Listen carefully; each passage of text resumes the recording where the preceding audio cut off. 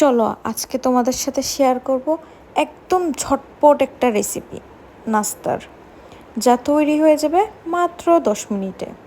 তার জন্য আমাদের একটা ডিম ভেঙে নিতে হবে। তারপর লাগবে আমাদের কিছুটা পরিমাণ গরুর দুধ, বেশি দিব না, অল্প একটু দিব। তারপর লাগবে আমাদের খানিকটা নুন, নুনটাও দিয়ে দিব, স্বাদ মতো নুন দিয়ে দিব। এরপর লাগবে আমাদের কাশ্মীরি চিলি পাউডার। এটা অপশনাল, তোমরা চাইলে দিতেও পারো, নাও দিতে পারো। আমি ছুরি দিয়ে দিয়েছি, ছুরি দিয়েই এখন মিক্স মিক্স মিক্স মিক্স করে নেব, ভালো করে মিক্স করে নেব। মরিচের দানা যখন ডিমে দিয়েছে, যেগুলো উপর হয়ে আছে বাবলসের মতো, ওগুলাকে ভালো করে ভেঙে দেওয়া লাগবে। যতটুকু পারি অতটুকু ভেঙে মিক্স করে নেব। তারপর আমাদের লাগবে কিছুটা কুচানো পেঁয়াজ দেওয়া শেষ আমাদের। এখন টু ইয়ামের একটা ভূত চিপস ছিল, যেটার প্যাকেট আমি কালকে রাতেই খুলেছিলাম।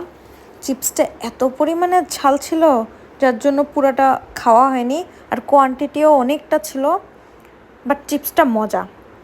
এরপরে যেগুলো ছিল ওগুলো আমি হালকা ক্রাশ করে পেঁয়াজ কুচির উপরে দিয়ে দিব। দিয়ে দেওয়ার পর রেড চিলি সস দিয়ে দিব। রেড চিলি সস দিয়ে ভালো করে চিপসের সাথে মিশিয়ে নিব।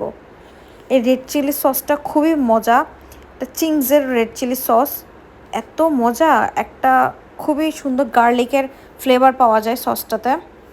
মনে হলো আমার কম হয়ে গেছে সসটা, তার জন্য আমি আরও খানিকটা দিয়ে দিচ্ছি। প্রায় বোতল শেষই হয়ে গেছে, যার জন্য প্রেসার দিয়ে আমার সসটা বের করা লাগছে। তারপর একটা আমুলের স্লাইস চিজ ছিল আমার কাছে, সেটাও কেটে দিয়ে দেওয়া লাগবে। ভালো করে এখন এটা কেটে নিব। হালকা কেটে নেওয়ার পর কাটতে পারছিলাম না, এরপরে হাত দিয়ে কেচি দিয়ে দুইটা মিক্স করে চিজটা বের করলাম খুবই কষ্ট করে।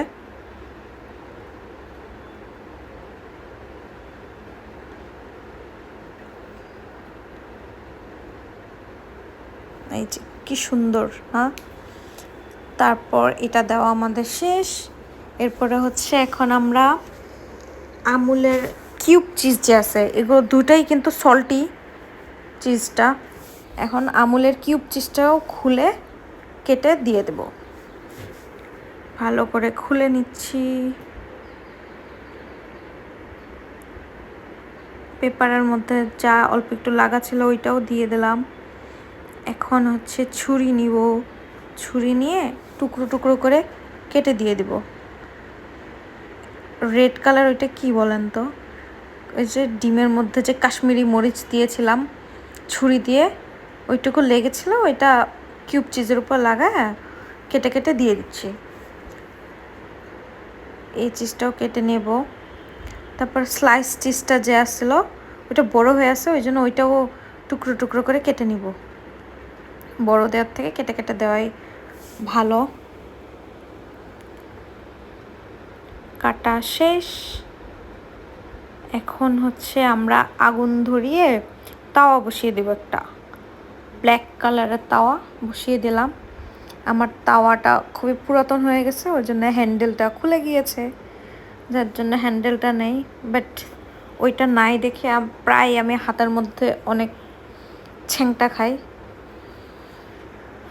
কি করার পরে একটা তাওয়া কিনে। আপনারা হয়তো ব্রেড দেখে বুঝেই গিয়েছেন আজকে আমি ব্রেড দিয়ে ব্রেড পিৎজা বানাবো, যার জন্য ডিমের ব্যাটারের সাথে ব্রেডগুলো ভালো করে মাখিয়ে ভেজে নেব।